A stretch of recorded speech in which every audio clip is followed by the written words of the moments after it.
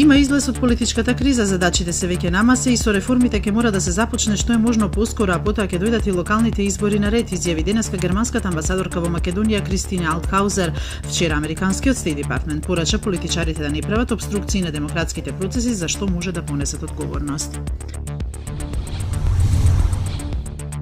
Вработените во МАПА си исплаќале регрес за годишен одмор или К15 во висина од 24.000 денари. Ова го откри државниот ревизор во извештајот објавен денеска. Ревизорите обелоденија дека Советот на експерти извршил измени на финансискиот план без да го информира собранието. Турската полиција го привела Али Ергин Демирхан, уредник на сајтот Sendika.org, кој резултатите од референдумот за уставните промени на оваа држава ги прогласи за незаконски, објави сајтот. Предходно Истанбулската полиција уапсила најмалку 16 левичарски активисти кои учествувале во демонстрациите против резултатот од референдумот. Вкупно се издадени 38 налози за апсење.